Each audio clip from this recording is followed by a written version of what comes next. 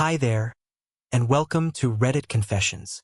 Buckle up, because today's story doesn't start with love at first sight. It starts with a locked bathroom door, a crying woman, and me holding a hammer. No, I wasn't going to use it on anyone, don't worry. This is still YouTube. Let me explain. It was a Thursday evening. Not special, not dramatic.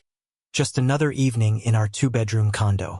I had just reheated some sad-looking pasta when I heard the unmistakable sound of stifled sobbing coming from the bathroom. Now, in a normal relationship, you knock and ask, "Are you okay?" Maybe you offer comfort. But this wasn't a normal relationship. Not anymore. Not since the tension started thickening like soup left on the stove too long. So instead, I stood there, fork in midair, listening. She'd been in there for almost 40 minutes.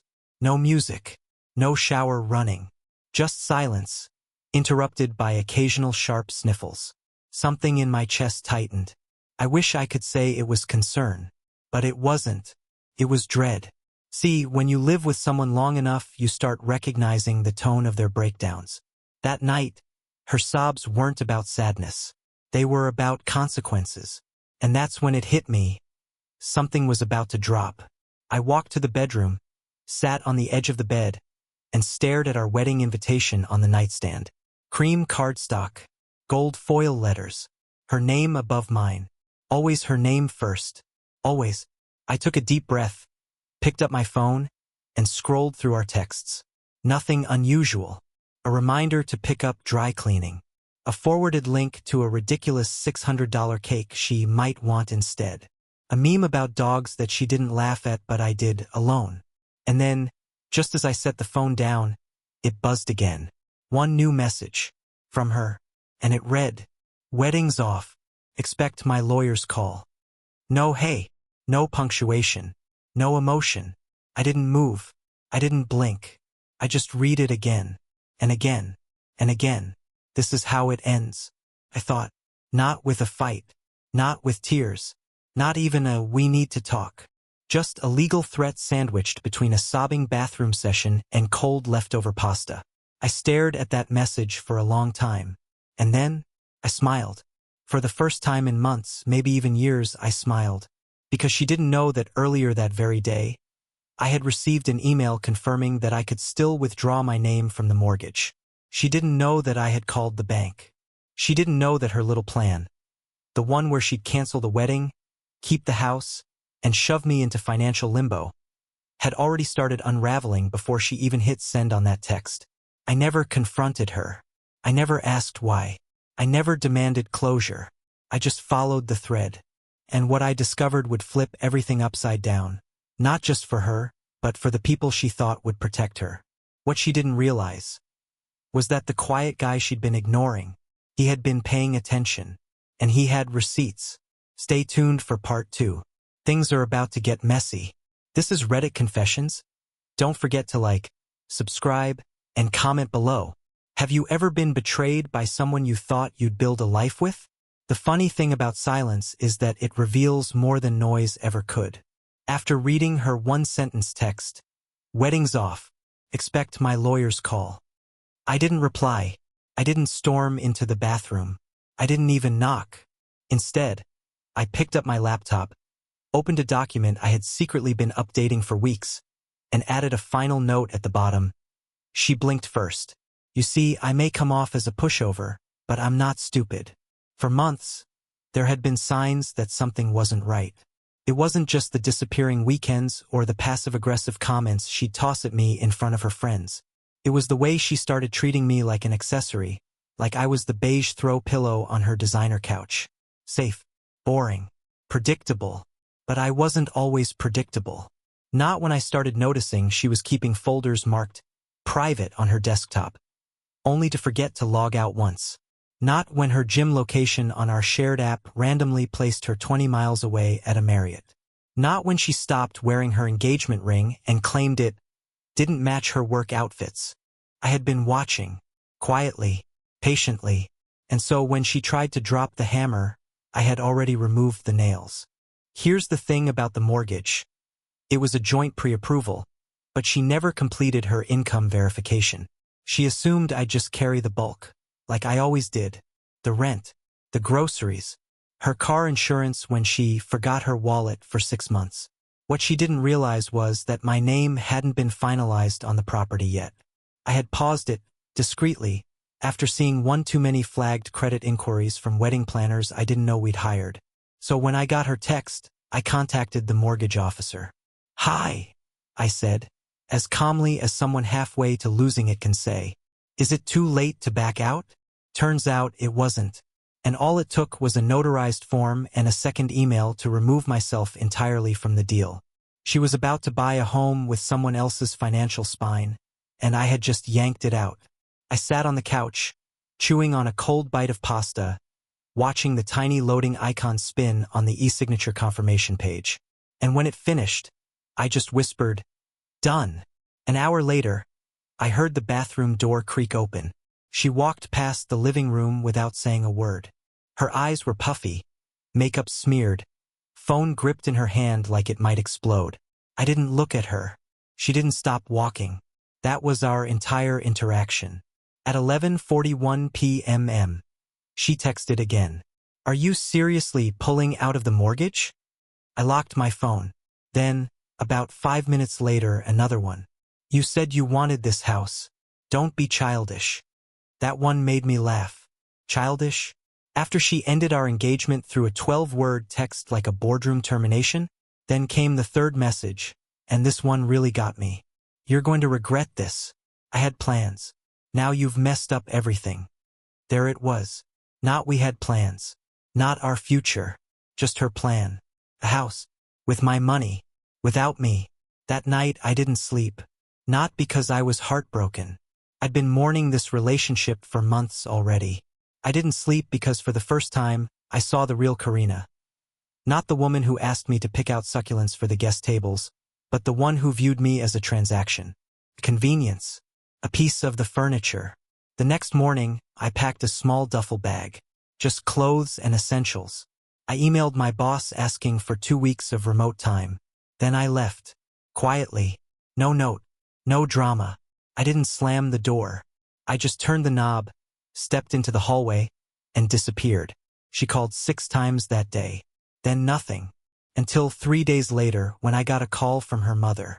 That's when I knew things were unraveling faster than I'd even hoped. And I wasn't done yet. Because if she thought losing the mortgage was bad, she hadn't seen what I had quietly prepared with our joint savings. But I'll save that for part 3. Let's just say, Karina had plans. But so did I. And mine had receipts. 3 days. That's how long it took for the silence to shatter. After I left, I turned off location sharing, paused all joint accounts, and even redirected my mail. I didn't leave out of spite. I left because I knew staying would be like handing her the keys to my own self-destruction. And yet, I underestimated just how quickly her world would start to crack without me there to keep pretending everything was fine. I was sitting on a creaky pull-out couch in my friend Nash's basement when the first call came in. It was her mother. I hadn't saved the number, but her last name popped up on the screen and my stomach sank. For a second, I hesitated. Then I picked up. I didn't speak. She did. "Wendell, sweetheart, what's going on? Karina told us you disappeared. She's in a terrible state." I bit my lip. Terrible state? Was she in a terrible state when she drafted that text like she was canceling a lunch reservation? I exhaled quietly and replied, "Ask her about the mortgage." There was a pause, long enough to feel awkward, and then a nervous laugh. "Oh, I don't know about all that. But she said you emptied your joint account. She's trying to finalize the closing costs. And the bank says," I didn't let her finish. "Yeah, because I moved my half. I didn't touch hers. Just mine." The next pause was sharper. "You had access to separate lines?" "Of course I did," I said. She just assumed I didn't know how to read a bank statement. I could hear the confusion in her voice. Her daughter hadn't told her the full story, probably because the full story made her look more like a manipulative opportunist and less like a jilted bride. And I wasn't in the mood to fill in the gaps. So I ended the call with a polite, "I hope she finds peace. Goodbye." After that, it got quieter, which was somehow worse. But I wasn't done unraveling things.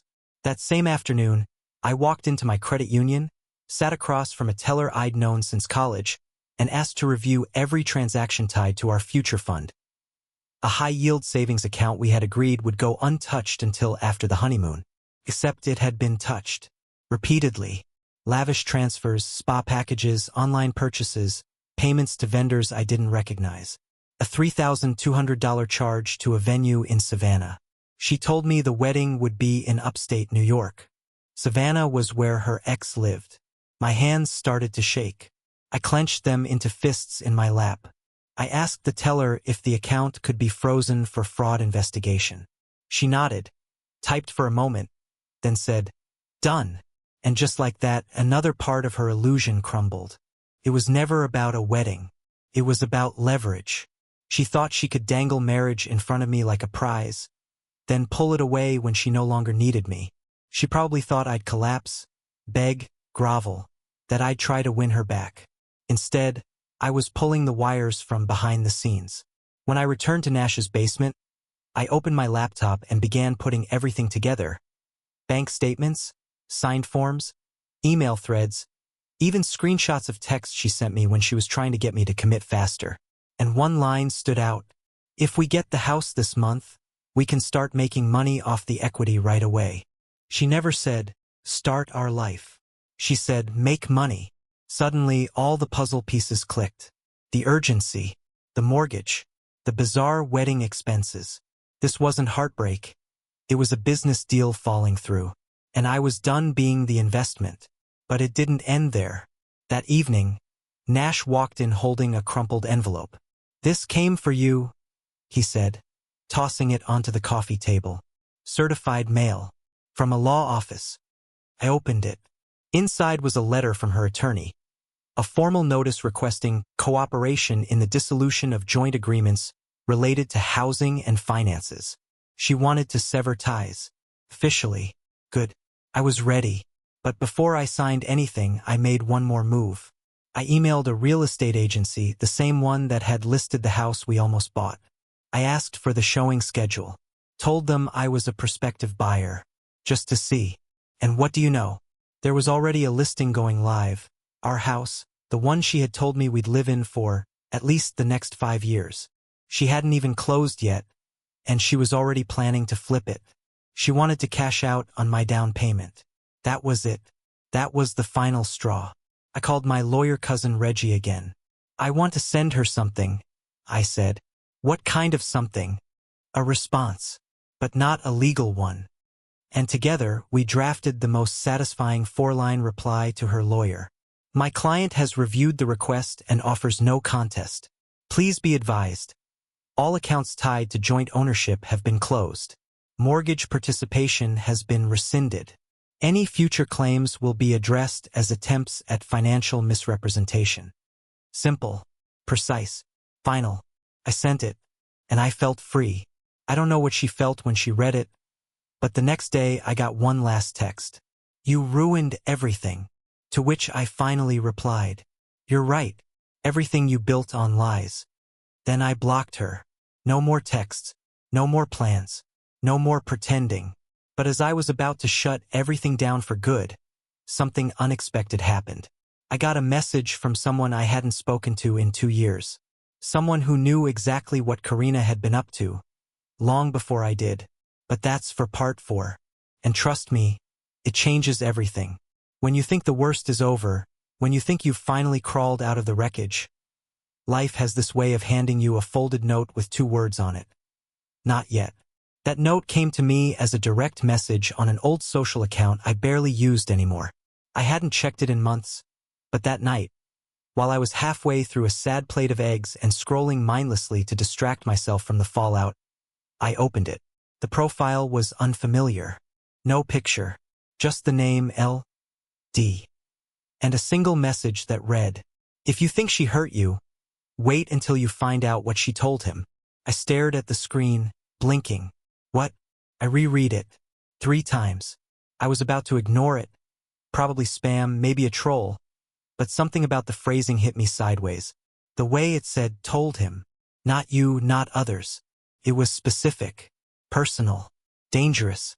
So I replied, "Who is this?" The typing dots appeared almost instantly. Let's just say I was supposed to be the fallback. Until I realized I was the decoy. Now I was sitting straight up. "Karina?" I typed. "Yes, I dated her before you. Then again during your engagement. She told me you were okay with it. That you had some kind of arrangement." My heart stopped. Arrangement? She had told someone. Someone real, someone out there. That I had agreed to her seeing someone else during our engagement. Couldn't breathe. I asked for proof. And within 30 seconds, he sent screenshots. One was a message thread. Her contact name at the top. The timestamp placed it 4 weeks before we went venue shopping together. "Karina, don't stress. He's cool with it. We don't really do the traditional thing. Karina, I'll be at the hotel by 8. Bring wine. I need to de-stress. Karina, he just paid the deposit today. I feel awful. But you know I don't want to be stuck forever."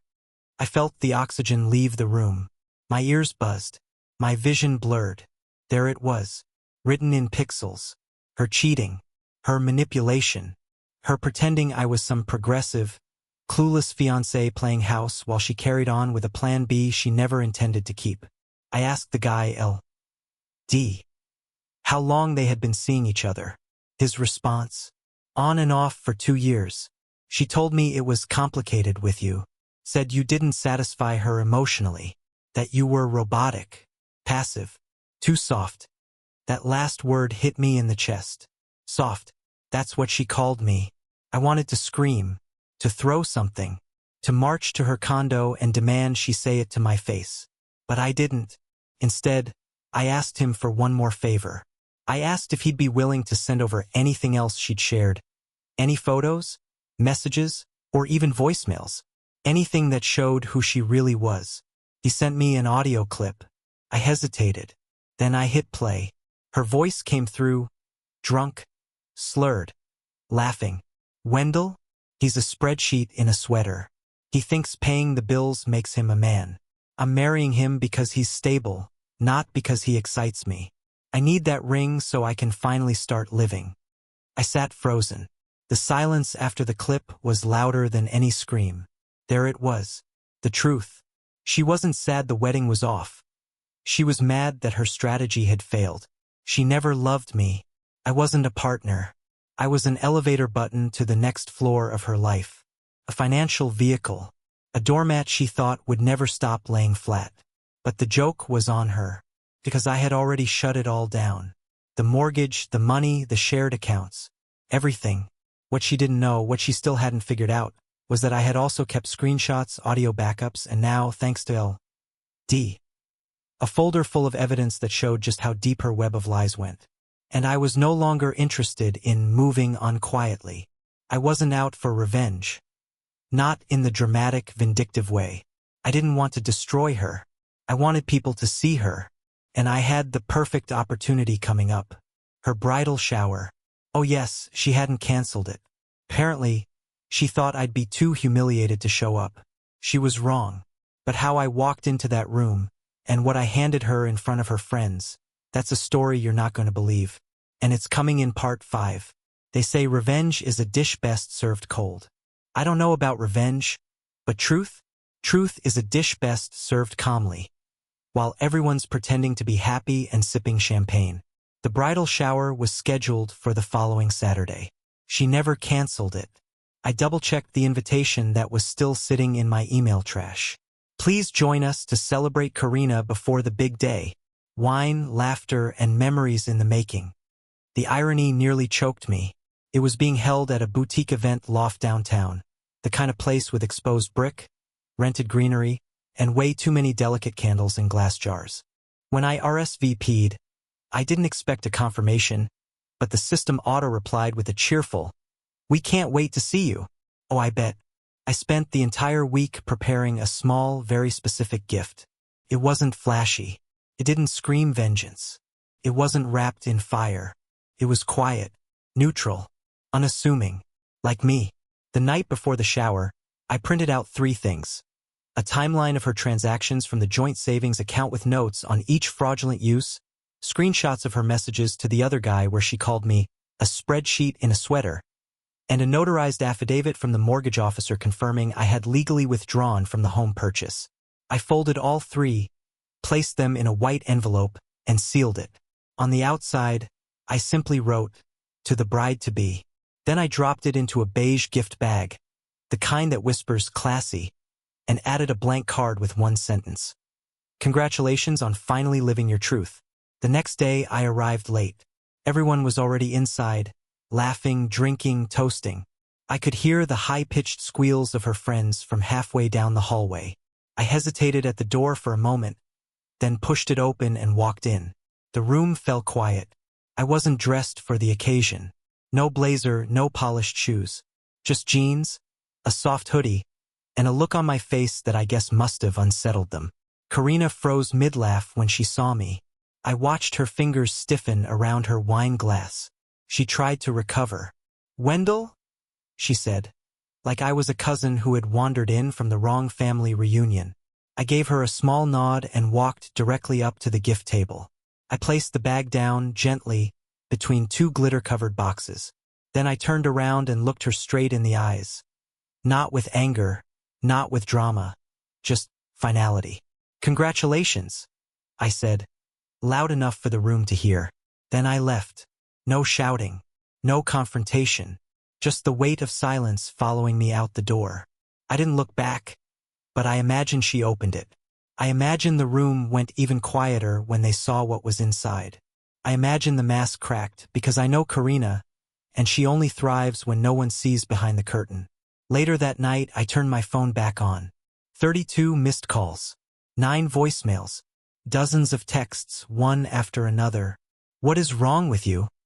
You humiliated me in front of my mother.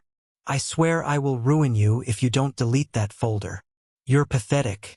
You're small. You don't walk away from me like that." But there was one message that stood out from the rest. It was short, simple, raw. "Please call me." I stared at it for a long time. I didn't, because that night something else happened. Something I never could have expected. I received an email from a name I hadn't heard in over 4 years. A woman named Sierra, Karina's former roommate.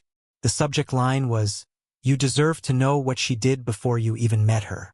And what I read inside made my skin go cold. Because it turns out, everything I thought started falling apart this year had actually started before I even met Karina.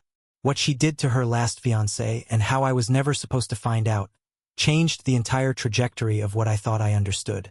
And in part 6, I'll tell you exactly what Sierra exposed. Karina wasn't just planning a wedding. She was recycling a pattern. And I was just the latest installment in her masterclass in manipulation. There are messages you expect. Angry ones, desperate ones, the kind that follow emotional fallout. But then there are messages that stop your breath halfway through reading. Sierra's email did exactly that. She wrote, "Hey Wendell, I know this might seem random, but I saw the mess with Karina unfolding through mutuals. I wasn't sure if I should reach out. But honestly, I think you deserve to know. What she did to you, she's done before, almost exactly the same way, and it wrecked someone." I stared at the screen for a long time. I vaguely remembered Sierra, Karina's old roommate back when she lived in a cramped apartment across the river. She was around during the early days of our relationship, but she moved out before I ever got close to her. Karina once said they had a falling out over lifestyle differences. I never questioned it. But Sierra was reaching out now, years later, after everything had already blown up, and I had no idea why, or what she meant by almost exactly the same way. So I replied, "I don't even know where to start. What did she do?" Her response came an hour later. She didn't waste time. "She had a fiancé before you, Damon. He was older, more traditional.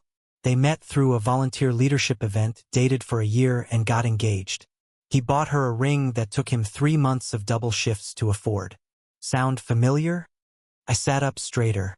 She moved in with him, told him they should co-sign on a fixer-upper house in Bergen County. Said it would be their canvas. He paid the down payment, she handled interior design. She told him to add her to the deed. He did. Then one day, without warning, she left. I felt something twist deep inside me.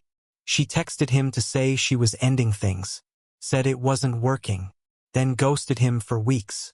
Turns out she had been seeing someone else the entire time, and she tried to sell the house without telling him. I stopped reading, couldn't breathe. It was the same blueprint, identical moves, different man. Only difference was, Damon didn't catch her in time. According to Sierra, he lost tens of thousands trying to reverse the property fraud. He took a leave from work for depression, moved in with his brother out of shame. She said the guy stopped speaking to friends. He had trusted her completely, and she had nearly erased his life in one calculated sweep. And now she had almost done it again. To me, I leaned back in my chair, staring at the ceiling, the realization sinking deeper with every beat of silence. Karina wasn't just careless. She was methodical. She had a script, a cycle, a twisted pattern of extracting security from men who wanted to build a life, only to gut them once the foundation was poured. But I wasn't just hurt anymore. Now I was angry, because everything I thought I had been going through alone, it was part of a larger history. I was another chapter in a book she'd been writing for years, and I wasn't going to let her turn the page this time without showing the world who she really was. I asked Sierra if Damon would be willing to speak to me. She hesitated at first, said he wasn't the same guy anymore, that he stayed off social media, didn't trust people. But after some back and forth, she agreed to pass along my number, and said not to expect much. He called 3 days later. His voice was quiet, cautious. He sounded like someone who'd been through war and still checked the windows before sleeping. I told him who I was. I didn't need to explain much, he already knew. She told me I was boring, he said. That I wasn't ambitious enough. That I was too safe. I nodded, even though he couldn't see me. She told me I was predictable, emotionless. He exhaled, almost like a bitter laugh. She has a type, doesn't she? We spoke for nearly 2 hours. He confirmed everything Sierra said. The lies, the money, the emotional warfare. He even mentioned the same line Karina had sent me. We don't do the traditional thing. That was what she told her affair partner. She had used it on him too, word for word. I hung up feeling equal parts sick and vindicated. And as much as I wanted to walk away and call it closure, something gnawed at me. How many more Damons were out there? How many other men were quietly holding their shame, thinking they were the only ones stupid enough to believe her? That's when I made the decision. I wasn't going to go public in a messy, scandalous way. I wasn't going to expose her online or blow up her social media. But I was going to confront her, face to face, not for revenge, for truth. And I knew exactly where she'd be. Her engagement celebration dinner, the one she forgot to cancel, because she always assumed people would orbit her forever. But this time, the only thing showing up for her would be the truth. And in part 7, I'll take you to that night, to the table full of friends, to the moment I walked in, uninvited, and slid something across to her that made her go white. You don't want to miss this. The reservation was for 8 p.m. at a rooftop restaurant that overlooked the river. Karina had posted about it on her Instagram weeks earlier, before everything blew up, calling it the perfect view to toast to forever. The caption had a ring emoji and 3 champagne glasses. She probably thought no one noticed she never took it down. Or maybe she figured she could spin the narrative if she smiled hard enough. She'd always been good at that, controlling perception. As long as she curated the right setting, the truth stayed blurry. That night was supposed to be her triumph.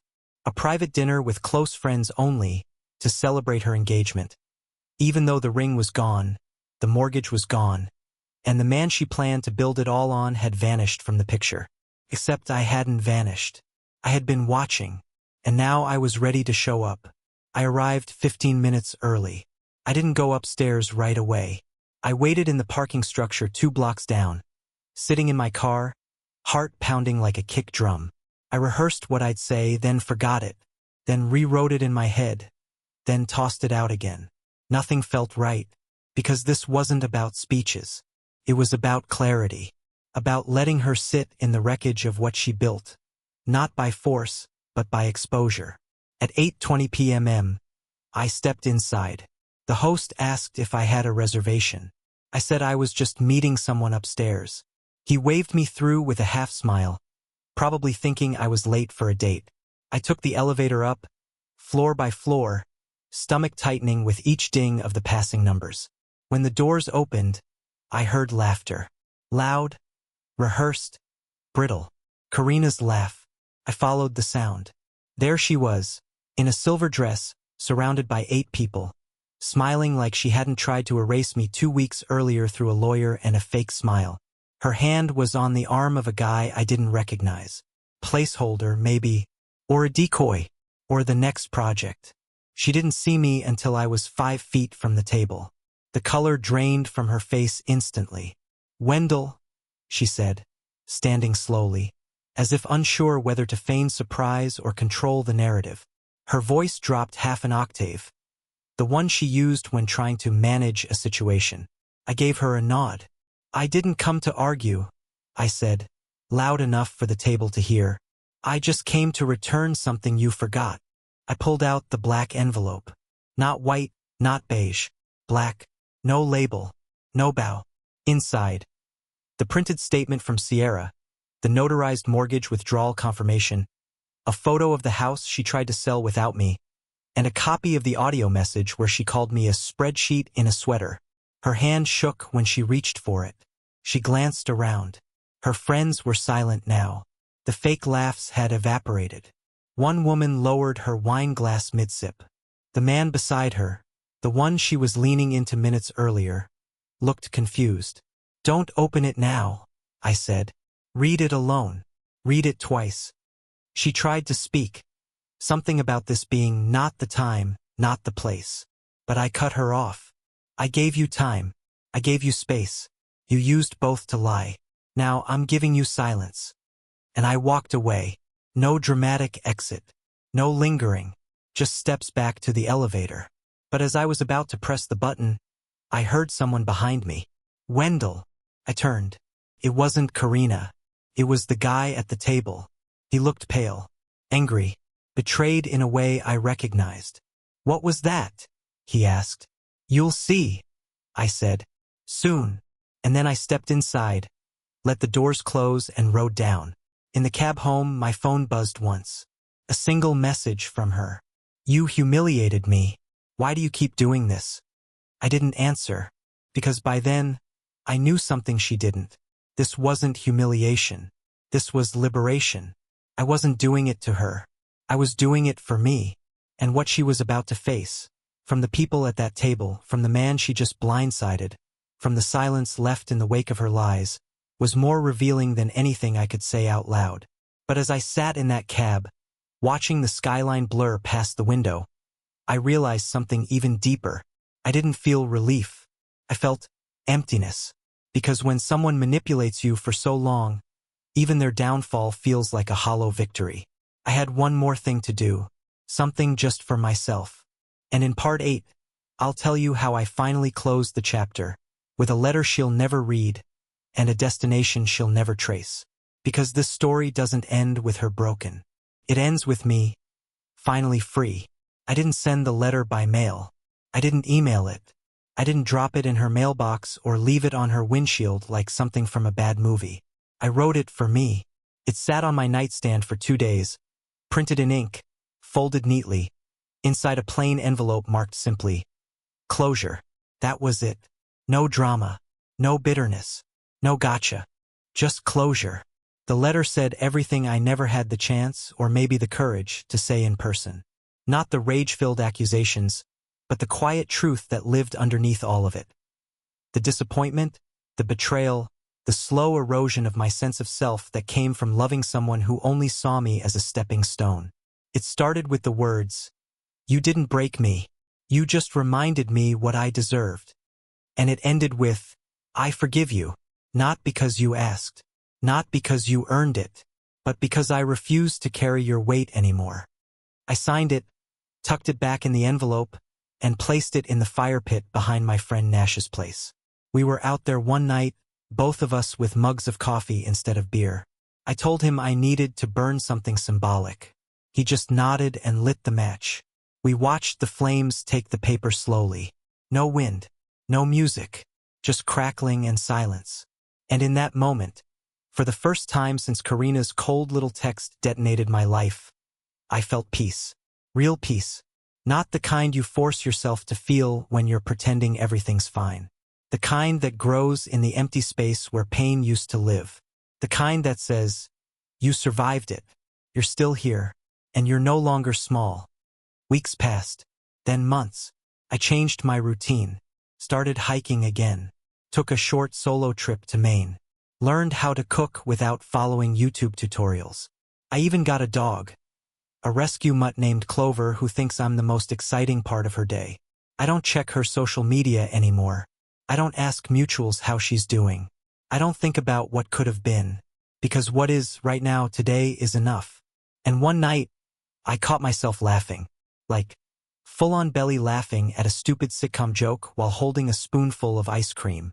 And I realized that was the moment I'd been waiting for all along. Not revenge, not justice, just joy. Unfiltered, unchained, unshared joy. I don't know if Karina will ever change. I don't wish her harm. I honestly hope she figures out what emptiness she's trying to fill with all the manipulation and illusions. But she's no longer my story to carry. And as I sit here writing this, not as a victim, not as a warning, but as a man who walked through fire and came out whole, I just want to say one last thing. You are not what someone else reduced you to. You are not their version of you. You are your own. And healing isn't loud.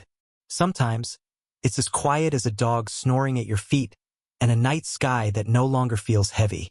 So yeah, that's the end. Of the wedding, of the lies, and of her.